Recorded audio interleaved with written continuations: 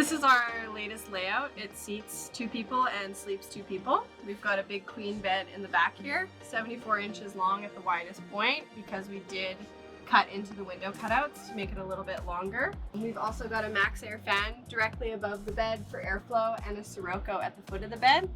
That, in combination with the 2 opening windows behind the driver and passenger seats, creates really nice airflow even when it's hot in the summer.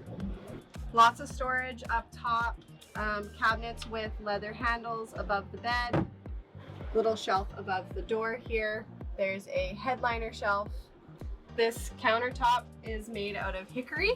We did a nice low profile to maximize drawer space. There's a front-loading NovaCool refrigerator as well with small freezer section.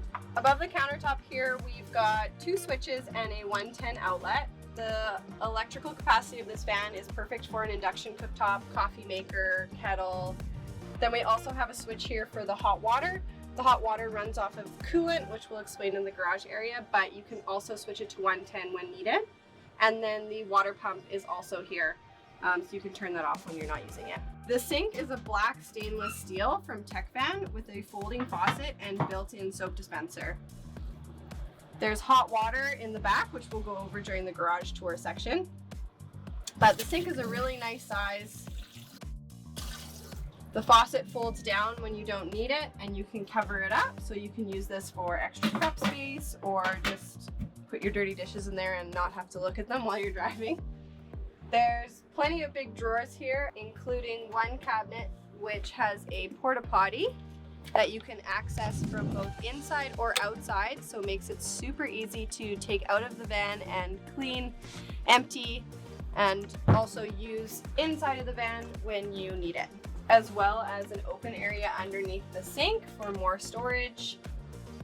For rainy days, there is seating for 2 people in here, potentially even 3.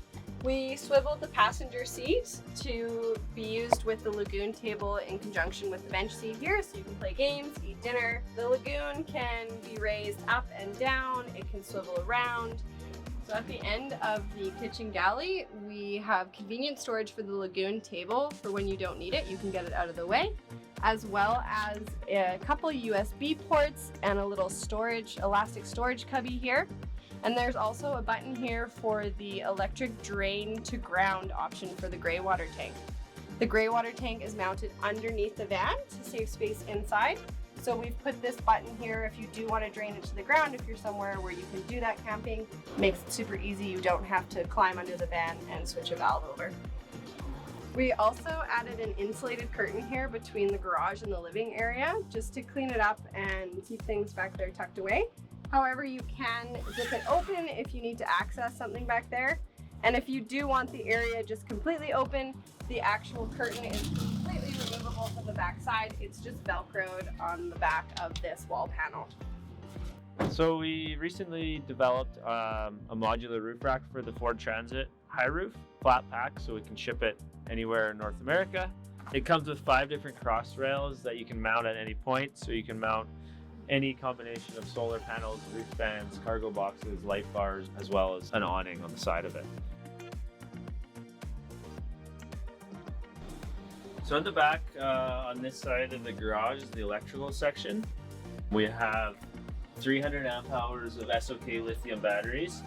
They're being charged in 3 ways. The first is through solar, so there's 175 watts of solar on the roof.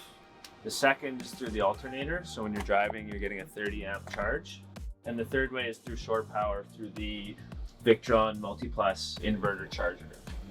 We also have some handy switches here, basically an on-off for the entire system.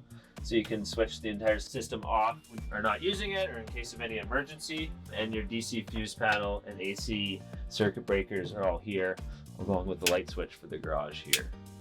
We also incorporated a slide-out tray that we do in most all of our builds, so you can access kind of all your stuff in the garage from either side. Built on 400-pound locking slides. And then over to this side of the garage area is our water cabinet. So we have a 29-gallon water tank in here, along with a 4.5-gallon hot water tank that's plugged into our coolant lines of the vehicle. So you're basically getting hot water while you drive, and it also can run off your inverter. So if you're parked for a couple days at one spot, you can click it over to your electrical system and heat your water through your batteries. We always put in the classic outdoor shower here, so you have your hot water, cold water at the back of the van, and you can fill your water tank through this port here.